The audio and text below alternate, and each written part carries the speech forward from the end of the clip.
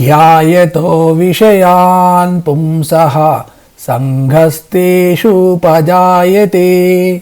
సంఘాత్ సంజాయతే కామః కామాత్ క్రోధోభిజాయతే క్రోధాత్ భవతి సమ్మోహః సమ్మోహాత్ స్మృతివిభ్రమః స్మృతిభ్రంశాత్ బుద్ధినాశః బుద్ధినాశాత్ ప్రణశ్యతి. ఎప్పుడూ ప్రాపంచిక విషయములలో తిరుగుతూ విషయవాంఛల గురించి ఆలోచించే వాడికి ఆ విషయముల యందు సహజంగానే సంగము ఆసక్తి కలుగుతుంది.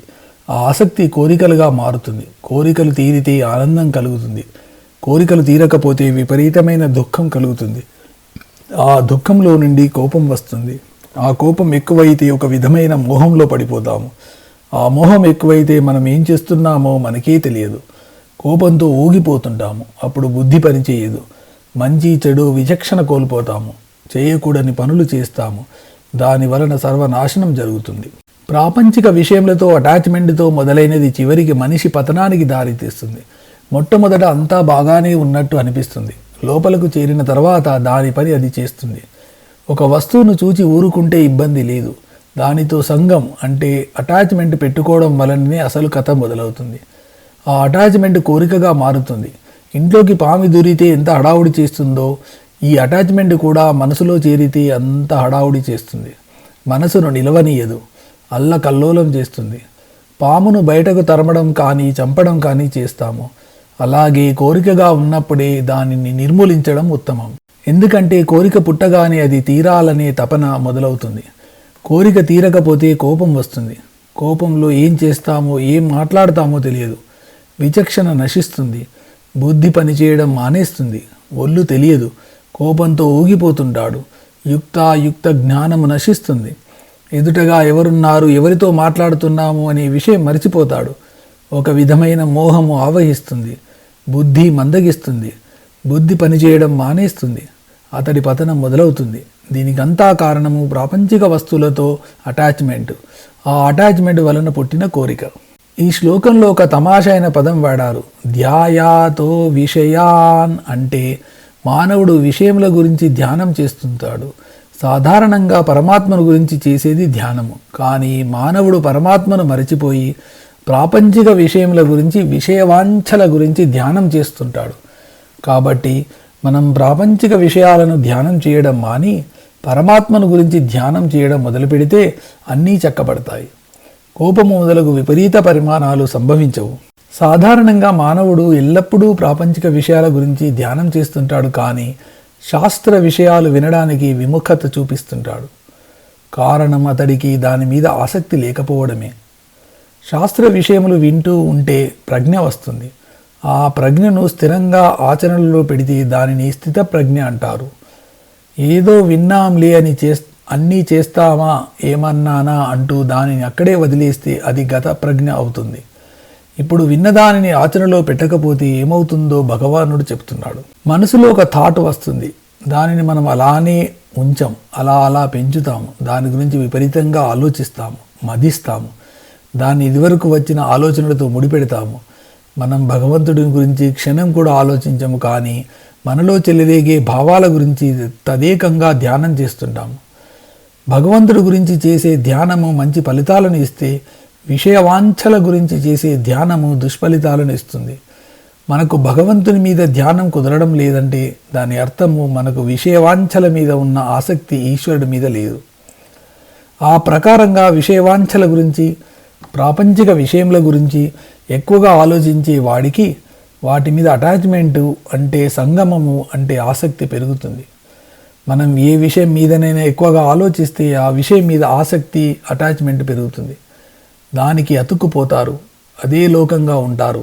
దీనికి ముఖ్య ఉదాహరణ ప్రకటనలు. చూడంగా వినంగా దానికి అతుక్కుపోయి అది కొంటే కానీ నిద్రపట్టని స్థితికి చేరుకుంటాము. ఈ ప్రకారంగా ఒక విషయాన్ని గురించి ఆలోచించి దీని మీద ఆసక్తి పెంచుకొని తుదకు ఆ వస్తువు నాకు ఎంతో ఆనందాన్ని ఇస్తుంది, అది లేకపోతే నేను సుఖంగా ఉండలేను, ఎలాగైనా ఆ వస్తువు నాకు కావాలి అనే నిశ్చయానికి వస్తారు. దానిని కోరిక అంటారు. ఆ కోరిక ఎలాంటిదంటే ఆ వస్తువు మీ దగ్గర ఉన్నట్టే ఊహించుకుంటారు. అది మన ఇంట్లోనే ఉన్నట్టు, దాని వలన ఎంతో ఆనందం పొందుతున్నట్టు ఊహల్లో తేలిపోతారు.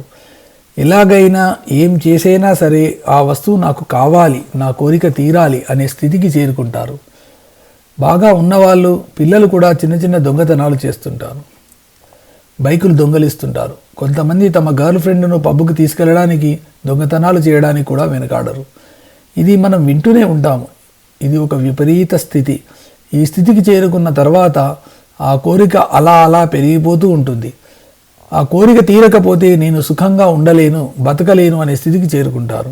అనుకున్నది అనుకున్నట్టు జరిగితే చెప్పేదేముంది, అంతా మంచే జరుగుతుంది. కానీ కోరికలు అన్నీ తీరవు కదా, తీరని కోరికలే ఎక్కువ. ఆ ప్రకారంగా విపరీతంగా ఊహించుకున్న కోరికలు తీరకపోతే విపరీతమైన కోపం వస్తుంది. ఒకవేళ ఆ కోరిక తీరిందనుకుందాము, దాని వెంట మరొక కోరిక పుట్టుకొస్తుంది. ఎందుకంటే దొరికిన దానితో తృప్తి చెందడం మానవ లక్షణం కాదు. ఉన్న దానిని పక్కన పెట్టి లేని దాని కోసం పాకులాడటం మనకు పుట్టుకతో వచ్చిన గుణం. కాబట్టి కోరికలు ఒకదాని వెంట ఒకటి వస్తూనే ఉంటాయి. అవి తీరకపోతే కోపం రావడం సహజం. ఆ కోపం మన మీద కాదు, ఎవరి మీదనో కోపం. వాడి వల్ల నాకు ఇలా జరిగింది, వాడి వల్ల నాకు అలా జరిగింది అని వాడి మీద వీడి మీద కోపం వస్తుంది. కొంతమందికి అకారణ కోపం, దానికి ఒక కారణం ఉండదు. చిరుబురులాడుతుంటాడు, అసహనంగా ఉంటాడు, పలకరిస్తే కస్సుమంటాడు, చేతిలో ఏది ఉంటే అది విసరగొడతాడు. కోపం అంటూ వేరే ఏమీ లేదు. అనుకున్న కోరిక తీరకపోతే, అనుకున్నది జరగకపోతే, తాను అనుకున్నట్టు కాకుండా వ్యతిరేకంగా జరిగితే, తనకు నచ్చని వాడిని చూస్తే కలిగే స్థితి కోపం. ఒక ప్రవాహం పోతూ ఉంటుంది, అది ప్రశాంతంగా ఉంటుంది. దానికి ఏదైనా అడ్డు తగిలితే ఎగిసి పడుతుంది. అలాగే అనుకున్నది నెరవేరకపోతే, మనకు నచ్చనిది జరిగితే కోపం వస్తుంది.